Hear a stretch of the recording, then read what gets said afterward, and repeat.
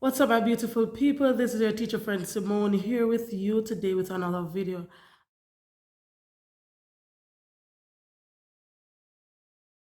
So, my dear friends, as a teacher, one of your main duty is to write lesson plans.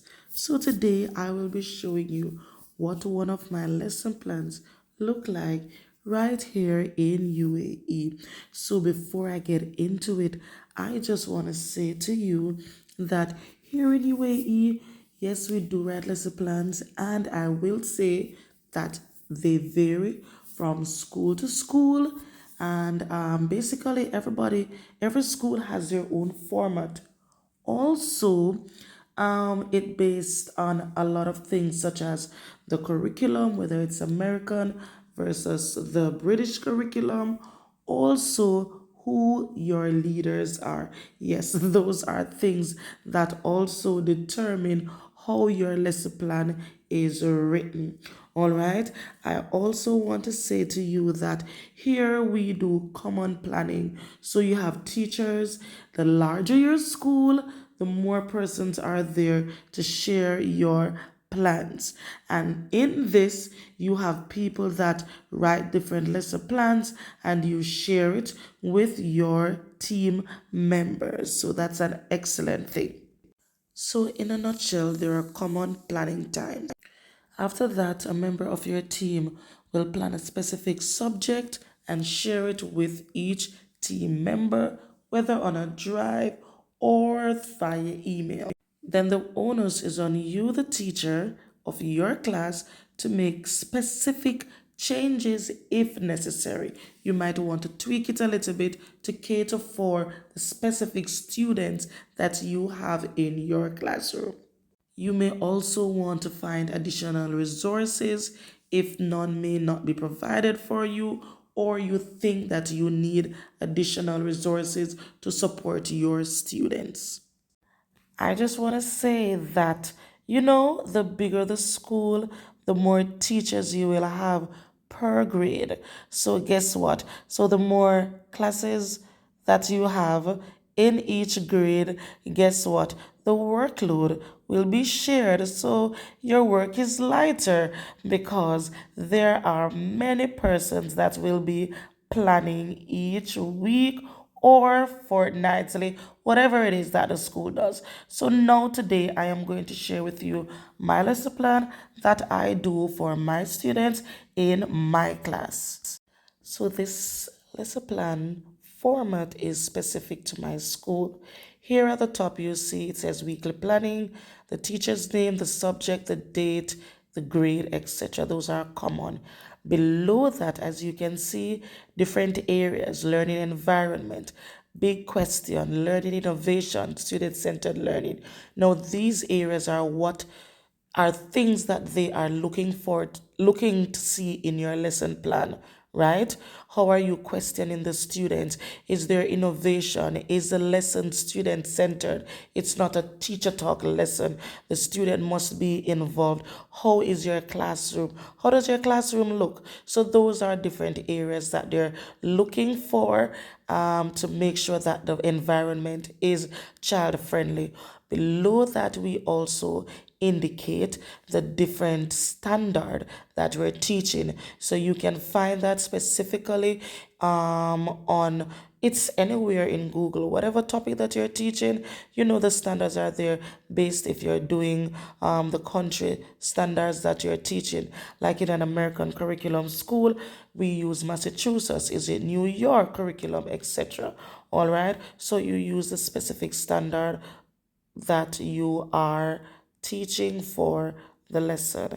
Below that, we have key essential questions, and these questions are like guided, the big question, basically, what the students are expected to learn. All right. Assessment opportunities. How did we assess the students throughout the lesson? It's formal or informal. So, exit ticket, questioning, asking them to give you thumbs up. It's just basically to put general things there.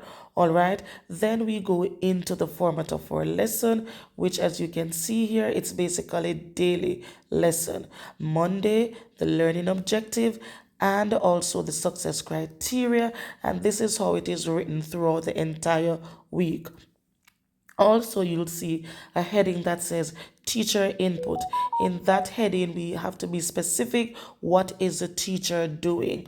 All right. And as you can see, how did I start my lesson and what is my main input? And it shows step-by-step procedures of what I am expected to teach. Now, in also this, some schools you have to write, you may write things such as if it's 10 minutes, etc. And this remind you, your input should not be long because remember, they require the lesson to be student centered. So, you have your main input, then you also show them what the students do. So you have to incorporate the student activities. Those are written in the other column. And as you can see here, I have we do and you do because we start doing these procedures. I do, we do, you do. So the I do is what I do as a teacher, as it rightly says. Also, the we do is what I do with the students. So it's like a group work, me scaffolding them or the teacher scaffolding them into an activity or the lesson that is being taught. And the you do is when they start working independently. It's now them doing something. It could either be peer work, group work, or individual work. So it's you based on what you're teaching them or how you want to assess them, you can indicate whether you're doing a peer assessment in the you do or it's a group, etc. Also, in the lesson, there's a section there, a column for differentiation. As you can see, it's highlighted with yellow and green, and the yellow is for low achievers, the green there is for middle achievers. Depending on the class, sometimes you also have high achievers. Oftentimes I have all three depending on the group that I'm teaching. I must also add that when we're doing our lesson plans, it is just basically a short synopsis of what we will be teaching, hence, or PowerPoint, or whatever it is that we use for the delivery of our lesson, that will have more information, pictures, videos, and lot more child friendly. This is for the adults, so there is not really a lot of information on this page. It just gives you bullet points and information just to know. It's a guide of what we'll be teaching.